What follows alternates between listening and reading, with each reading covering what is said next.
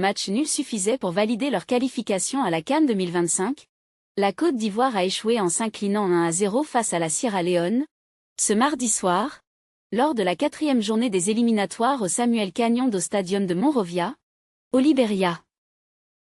Trop prudents dans leur approche, les hommes d'Emers Faé ont été punis en fin de match, subissant ainsi leur première défaite après une série de 11 rencontres sans échec. Virtuellement qualifiés au coup d'envoi, les éléphants n'ont pas adopté une attitude offensive dès le début. À l'inverse, la Sierra Leone, dernière du groupe et en quête de points, a pris des risques, bien que modérés, comme en témoigne un coup franc sans danger tiré par Alassane Koroma à la 12e minute, qui est passé à côté du poteau gauche de Yaya Fofana. Les Ivoiriens ont clairement joué la gestion, se contentant du strict minimum, avec des actions peu abouties, comme un centre trop puissant de Jean-Évrard Kouassi, 14e, ou un coup franc manqué de Jean-Michaël Seri, 26e. Le rythme du match est resté globalement lent. La retransmission télévisée a également été perturbée par des interruptions fréquentes du signal, aussi bien sur beIN Sport que sur Canal+ Sport, en Afrique francophone, à l'exception de la NCI en Côte d'Ivoire. Par ailleurs, des pauses fraîcheurs ont été nécessaires en raison de la chaleur à Monrovia. Le seul moment marquant de la première mi-temps a été la sortie sur civière de Seri, qui a été remplacé par Ahmed Junior Traoré à la 44e minute. Le second acte a débuté sur le même ton, jusqu'à ce que Jean-Philippe Crasso et Evan Guessant fassent leur entrée, apportant un peu plus d'intensité dans les offensives ivoiriennes, notamment dans la dernière demi-heure de jeu. Les éléphants, tout en se projetant davantage en attaque, ont laissé des espaces aux offensives sierra-léonaises. À la 74e minute, Koroma a provoqué Christopher Opéry à droite, mais sa frappe a été contrée par la défense. Peu après, Emmanuel Samadia a déboulé sur l'aile gauche, mais son centre a été capté sans difficulté par Yves Fofana, 80e. Finalement, à force de persévérer, la Sierra Leone a été récompensée à la 85e minute. Sur un coup franc venu de la gauche, Amadou Bakayoko a repris de la tête au second poteau, inscrivant le seul but de la rencontre, 1-0. Ce but historique a non seulement mis fin à l'invincibilité de 11 matchs des Ivoiriens, mais a également offert à la Sierra Leone sa première victoire face à la Côte d'Ivoire. La Côte d'Ivoire devra donc attendre la prochaine journée pour valider sa qualification, malgré le maintien de sa première place dans le groupe G.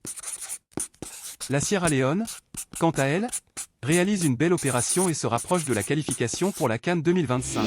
Succédé à Jean-Louis Gasset à la tête des éléphants de Côte d'Ivoire, Emers Faé a rapidement confirmé les espoirs placés en lui.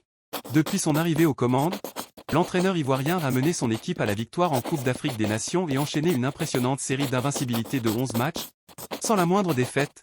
Sur ces 11 rencontres, Faé a enregistré 8 victoires et 3 matchs nuls, faisant de lui l'un des sélectionneurs les plus performants du continent africain.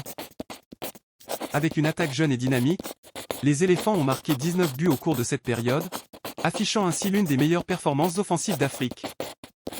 Cependant, cette série d'invincibilité a pris fin lors du match retour des éliminatoires de la CAN 2025, disputé le 15 octobre 2024 contre la Sierra Leone. Leader de leur groupe après 3 journées, les éléphants n'avaient besoin que d'un point pour assurer leur qualification à la prochaine Coupe d'Afrique des Nations. Pourtant, à la surprise générale, l'équipe d'Emers Faé s'est inclinée à la 85e minute, concédant un but dans les derniers instants du match. Cette défaite, bien que frustrante pour la Côte d'Ivoire, l'est d'autant plus pour Emers Faé, qui subit ainsi son premier revers depuis sa nomination en tant que sélectionneur. La Côte d'Ivoire a subi une défaite inattendue contre la Sierra Leone, s'inclinant 1-0 lors de la 4 journée des qualifications pour la CAN 2025, un coup dur pour les éléphants qui étaient largement favoris. Ce revers a mis en lumière certains des défis auxquels l'équipe est confrontée, notamment la gestion de l'effectif et l'adaptation aux conditions de jeu.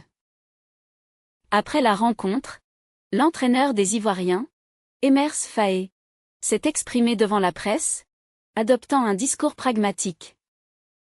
Chaque match, qu'il s'agisse d'une victoire ou d'une défaite, est une leçon à retenir.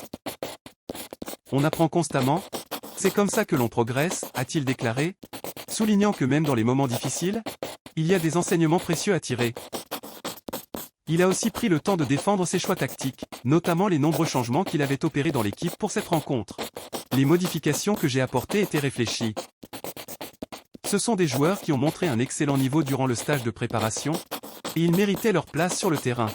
Faé a également évoqué les conditions spécifiques du match, notamment le fait que la rencontre s'est jouée sur une pelouse synthétique, Une surface souvent exigeante pour les articulations des joueurs, surtout ceux qui accumulent déjà beaucoup de minutes cette saison. Cette situation l'a poussé à ménager certains titulaires habituels, un choix stratégique qui, malgré le résultat, reste selon lui justifié. Face aux critiques qui auraient pu viser les nouveaux joueurs introduits dans le 11 de départ, l'entraîneur a immédiatement pris leur défense. Ce n'est pas à cause des 6 nouveaux alignés aujourd'hui que nous avons perdu. Nous sommes une équipe, et nous assumons ensemble la défaite, comme nous partageons les victoires. Il n'y a aucun regret à avoir. Cette déclaration montre la volonté de Faye de renforcer l'unité de son groupe et de protéger ses joueurs des critiques individuelles. Il a également insisté sur le fait que cette défaite ne devrait pas être vue comme un échec dramatique, mais plutôt comme une occasion de se renforcer collectivement en vue des futures échéances. La défaite contre la Sierra Leone est sans doute un rappel pour les éléphants qu'aucun match n'est gagné d'avance, peu importe la réputation ou la force perçue de l'adversaire. Alors que la Côte d'Ivoire était récemment vue comme une équipe presque trop dominante, ce revers pourrait être l'électrochoc dont l'équipe a besoin pour ajuster ses attentes et maintenir un niveau de concentration constant à l'approche de la CAN 2025. Il reste à voir comment la Côte d'Ivoire rebondira lors de ses prochaines sorties, mais ce match contre la Sierra Leone pourrait bien être une étape décisive dans la construction d'une équipe plus solide et résiliente pour la compétition à venir. Le national ivoirien Jean-Michel Seri aurait malheureusement été victime d'une grave blessure lors des qualifications de la CAN 2025, si l'on en croit les récentes informations circulant dans les médias sportifs. Ce coup dur survient à un moment critique de sa carrière, alors qu'il évolue sous les couleurs du club saoudien Al Oroba, en Saudi Pro League, un championnat de plus en plus compétitif. La blessure semble suffisamment préoccupante pour avoir nécessité son remplacement prématuré, juste avant la fin de la première mi-temps lors d'un match décisif pour son équipe. Ce départ anticipé du terrain va immédiatement semer l'inquiétude parmi ses coéquipiers et le staff technique. L'impact de son absence pourrait être considérable, non seulement pour Al Oroba, qui compte sur l'expérience et la vision du jeu de série, mais aussi pour l'équipe nationale de Côte d'Ivoire, dont il est un élément clé. Au-delà des performances sportives, cette situation soulève des interrogations sur la gravité de la blessure et la durée de son indisponibilité, d'autant plus que l'on n'a pas encore de précision sur la nature exacte de cette blessure. L'incertitude règne désormais, avec des supporters qui suivent de près l'évolution de son état de santé. De telles blessures peuvent non seulement affecter la saison en cours de l'athlète, mais aussi poser des risques à long terme pour la suite de sa carrière. Les prochains jours seront cruciaux pour comprendre l'ampleur des dégâts et définir les étapes de sa rééducation. En attendant des nouvelles officielles du club ou de son entourage, les spéculations vont bon train sur la gravité de cette blessure, ce qui ne fait qu'alimenter les inquiétudes autour de l'avenir du milieu ivoirien. Selon des informations provenant de Monrovia, Seri aurait quitté le terrain dans un état de grande difficulté, au point qu'il a été contraint de se déplacer à l'aide d'une béquille pour le reste de son parcours. Pire encore, il aurait dû utiliser un fauteuil roulant pour rejoindre l'avion en vue de son retour. Pour le moment, aucun communiqué officiel n'a été publié concernant la nature exacte de sa blessure, ni sur la durée de son indisponibilité. Les supporters ainsi que le staff médical attendent avec inquiétude des nouvelles plus précises sur l'état de santé du milieu de terrain ivoirien.